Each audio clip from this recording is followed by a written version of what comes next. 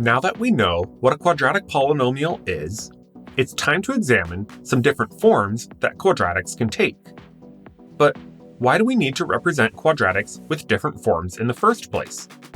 Well, because each form will be useful in its own context. When we're converting quadratic expressions, the standard form will be the easiest form to convert to. But when we're solving quadratic equations, the factored form will often be the easiest way to get our solution. However, for more complicated quadratic equations, we might need to resort to using the vertex form to find our solution. Additionally, the vertex form will be the easiest form to graph. Thus, while each form may have its challenges or drawbacks, they will all be useful in their own way. So let's begin our journey in recognizing quadratic forms.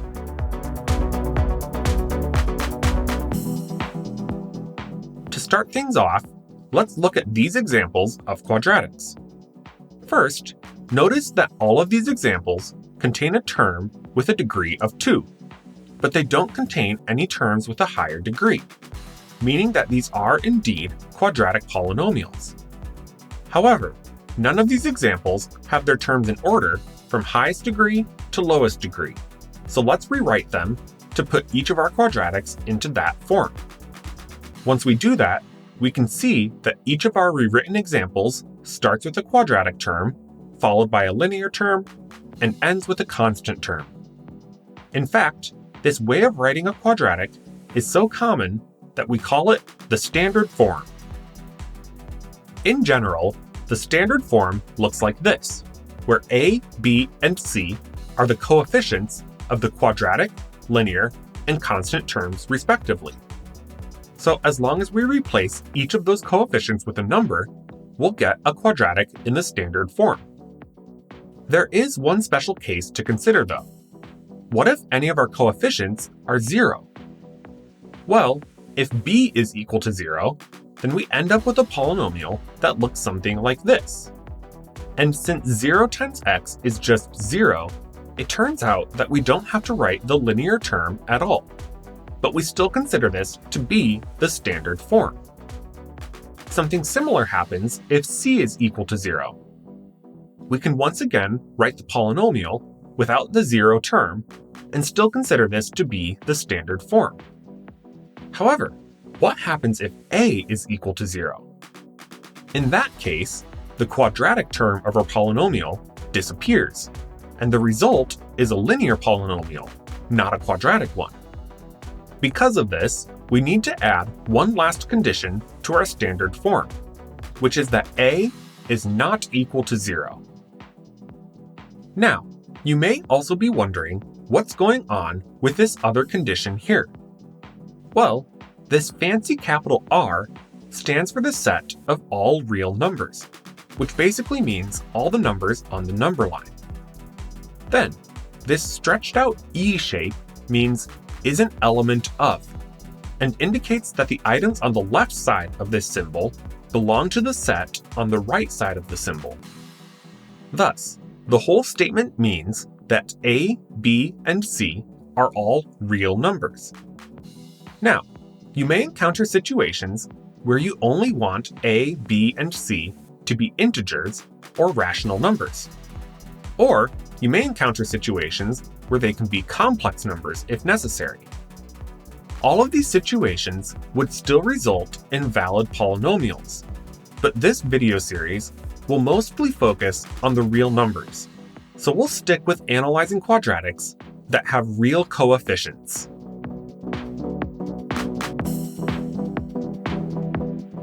For our next form, let's consider what happens when we multiply two polynomials. Let's try this out by taking a quadratic and multiplying it by x. In order to do this, we need to distribute the x to each term of the quadratic, which gets us this result.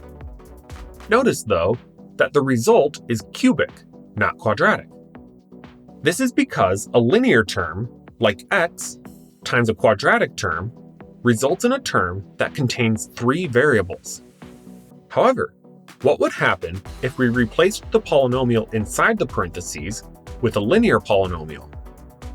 Well, since x times x is x squared, we get a quadratic.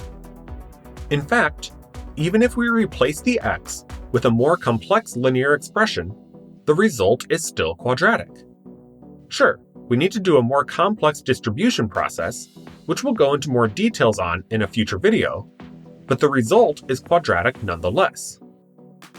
What this means is that there are other ways of representing quadratic polynomials that don't explicitly contain an x squared.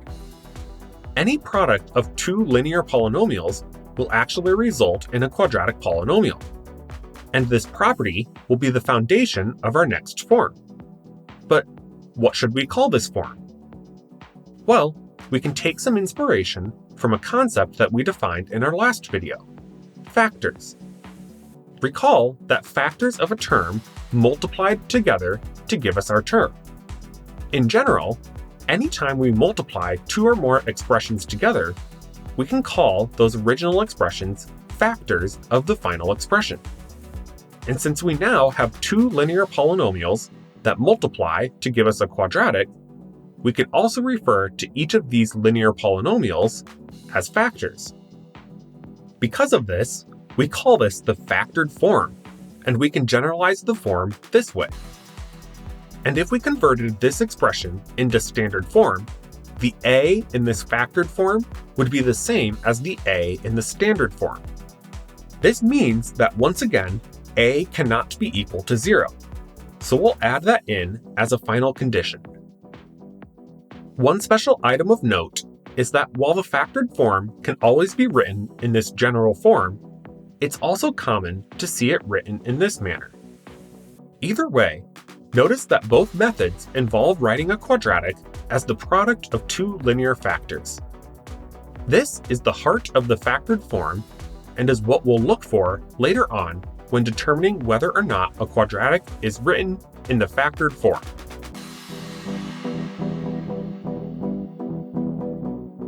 For our third and final form of a quadratic expression, let's look at a special case of the factored form. Suppose we have two linear factors that are identical to each other. This means that we have repeated multiplication, and so we can represent this situation by squaring the repeated factor. We call this a perfect square, and this perfect square forms the basis of what we call the vertex form. However, only certain special quadratics can be written as perfect squares, so we're going to need to add a bit more to this form to make it more useful in general. First, there will be times when we want the quadratic term to have a coefficient other than 1. We can make this happen by multiplying our perfect square by a constant. Then, we also want the ability to adjust the constant term of our quadratic without changing any other terms. We can achieve this by adding or subtracting a number at the end of our expression. With these two adjustments, it turns out that we can write any quadratic polynomial in the vertex form, and we can generalize the form this way.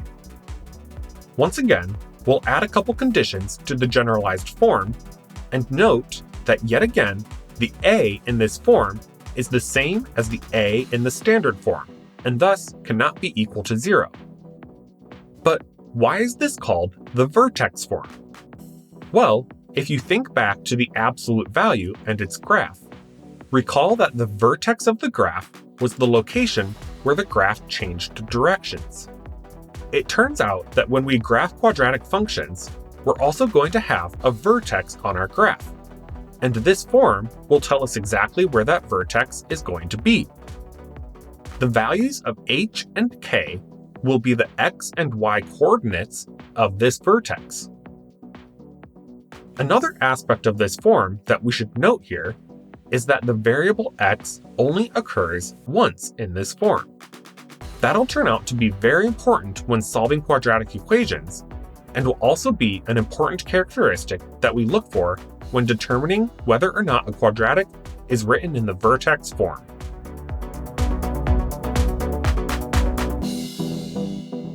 Now that we've gone over the three main forms that a quadratic can take, it's time to look at some examples of quadratics and practice categorizing them. We'll start by rewriting the three forms on this screen, along with some important characteristics for each form. And while we've already discussed important characteristics for the factored and vertex forms, we haven't done so for the standard form.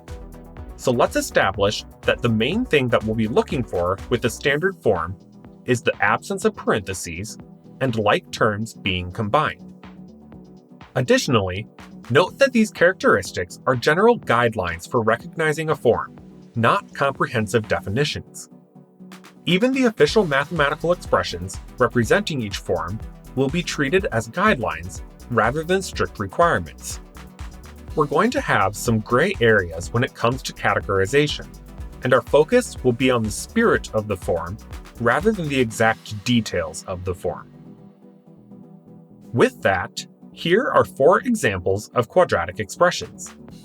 In the first example, we can see that there are 2 linear factors being multiplied, so this is the factored form. There are, however, parentheses and multiple variables, so we also know that this is not the standard or vertex form. And in addition to identifying the form, we'll also list out the value of each parameter from that form. In this case, m is 4 and n is -9. But what about a? Well, we can think of this expression as having a 1 in front of it, since multiplying by 1 doesn't change the expression.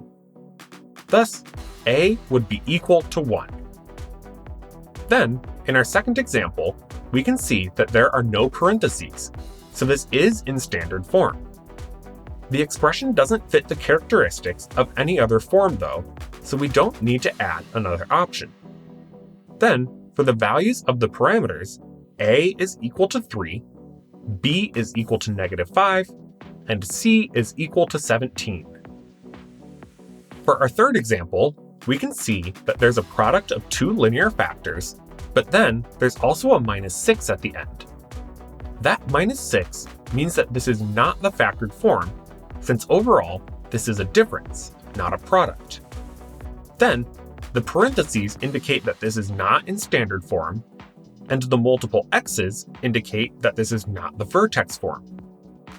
This means that this expression doesn't match any of our forms, so we'll write no match as our answer here. Note that if we simplified this, we would see that it definitely is still a quadratic. It just doesn't fit into any of our categories. Finally, we can see that our last example doesn't contain any parentheses, so it's in the standard form. It may be a special case of the standard form, since b is equal to 0, but it is in the standard form nonetheless. Next, we can see that it's not in factored form, but if we look at the main characteristic of the vertex form, this seems to fit into that category, since there's only one x in this expression. Thus, we have our first example that can be categorized as 2 different forms. Note that if we wanted this to look exactly like the vertex form, we would have to write it like this, which shows us that a is 1, h is 0, and k is 7. However, it would be kind of silly to actually write it this way, since subtracting 0 and multiplying by 1 don't actually change anything about the expression. This is why we classify the original expression as vertex form, even if it doesn't look exactly like the official mathematical representation. Let's wrap things up with one more set of examples, and this time we'll venture more into some of the gray areas of this categorization process. In this first example, you might look at this and say that this is not in standard form, since the terms aren't in order from highest degree to lowest degree. And in a sense, that would be correct. We could easily say that there's no match for this expression. However, with some very basic rearrangements, we can easily put the terms in order to see the standard form. And even if we don't put the terms in order, we can still easily see that a is equal to -2, b is equal to 8, and c is equal to 7. So for the purposes of this video, we'll say that this is in fact in standard form. Also notice that this categorization lines up with our characteristics of not having parentheses and like terms being combined. This expression fits both of those characteristics, so it's pretty safe to say that this is the standard form. Next, we have an example that's definitely not the standard or vertex form, but looks like it could be the factored form. The tricky part here is that the linear terms that we're multiplying have leading coefficients of 3 and 2, but the official mathematical representation only has coefficients of 1.